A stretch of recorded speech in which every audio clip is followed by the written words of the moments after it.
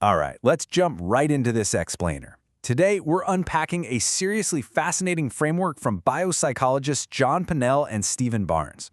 We often think of drug tolerance as just this, chemical equation happening quietly in the background of our bodies. But the reality? It is way more complex than that, and it's heavily dictated by learning and our environment. We're going to explore the highly specific ways our surroundings, our behaviors, and our psychological conditioning completely alter our physical pharmacological responses. So here's our roadmap for today. We'll start with number 1, tolerance and neural adaptation. Then move into 2, contingent drug tolerance, and 3, conditioned drug tolerance. After that, we'll hit number 4, conditioned compensatory responses, and finally, wrap up with 5, the very real implications for overdose risk. Okay, part 1, tolerance and neural adaptation. Before we introduce the learning variables, we really have to establish the biological baselines. First off, what actually is drug tolerance? Well, it's strictly defined as a state of decreased sensitivity to a drug that develops as a direct result of being exposed to it.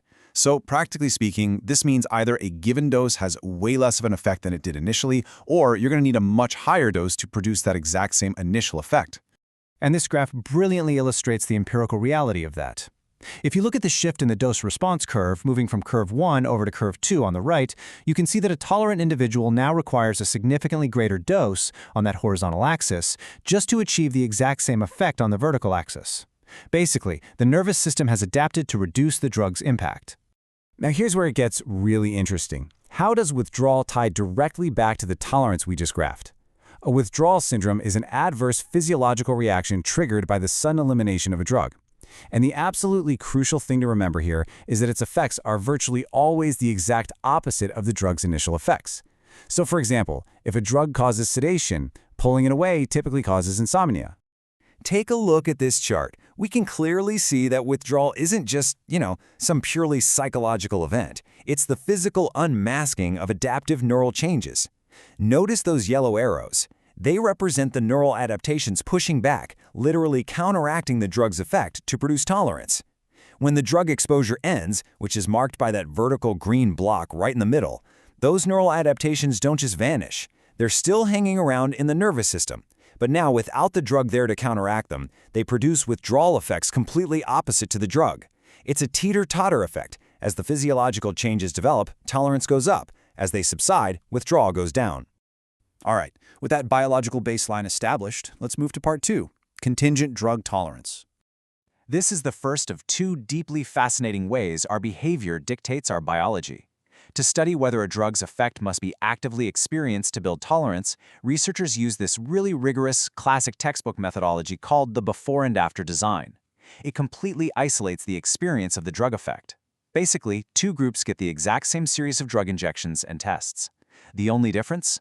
One group gets the drug right before the test, and the other gets it right after. Let's actually see this in action. This is Pennell's classic 1989 study. See that orange line? That tracks rats who received alcohol before a convulsive stimulation. Over time, they built up this immense tolerance to alcohol's anticonvulsant effects. I mean, their convulsions eventually lasted just as long as they did at baseline. But follow the purple line. Those rats got the alcohol after the stimulation. Because they didn't actively experience the drug's anticonvulsant effect during the actual test, they developed absolutely zero tolerance. No way, right? Same amount of the drug, entirely different physical outcome. So, the major takeaway here is establishing the stark boundary between these 2 types of learning-based tolerance. Contingent tolerance, which we just looked at, focuses strictly on what the subjects actively experience and do while under the influence. Contrast that with conditioned tolerance, which we're looking at next. That focuses heavily on situational specificity, literally the distinct external environments in which the drugs are actually taken. Which brings us right into Section 3, conditioned drug tolerance. The phenomenon of situational specificity is just wild. In this remarkable 1981 study by Kroll and his colleagues, rats were given alcohol, which, as you might know, typically lowers body temperature. When these rats were tested in the exact same distinctive room where they had always received the alcohol, they showed complete tolerance. Their temperature essentially didn't drop at all. But look what happens when rats with the exact same 20 injections were tested in a completely different room. Boom, a massive drop in body temperature. They exhibited zero tolerance, simply because the environment changed. So, Section 4, conditioned compensatory responses. To explain this intense situational specificity, like why changing a room matters so much, we have to turn to Shepard-Siegel's theory of conditioned compensatory responses. Siegel basically views each incidence of drug administration as a Pavlovian conditioning trial. It breaks down into 3 distinct steps. Step 1. Environmental cues, think a specific room or familiar paraphernalia, become conditional stimuli because they regularly predict the drug. Step 2. These cues come to elicit what Siegel calls conditioned compensatory responses. These are biological responses that are completely opposite to the drug's unconditioned effects. Step 3. These opposing biological responses increasingly counteract the drug when it enters the body, producing that situationally specific tolerance. Essentially, the environment signals the body to brace for impact. It's like putting on a physiological seatbelt before the crash. Now, it is absolutely vital to note that these predictive cues aren't just exteroceptive, external things like a distinct room or a needle. Interoceptive stimuli, meaning internal, private thoughts and feelings that precede taking a drug, can also trigger these compensatory neural changes just as powerfully.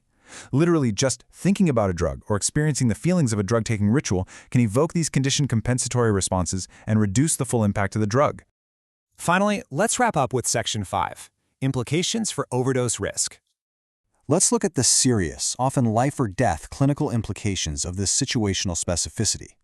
Siegel hypothesized that this environmental conditioning explains a huge number of fatal overdoses, particularly with drugs like heroin. Think about the sequence here. If a highly tolerant individual self-administers their usual massive dose, but they do it in a completely novel environment, well, there are no familiar conditional stimuli. No conditioned compensatory response is triggered. Their body literally does not brace for the drug, leaving them entirely vulnerable to its full unmitigated force. The result? A dramatically heightened risk of fatal overdose simply because the room was different. So I want to leave you with this provocative final thought.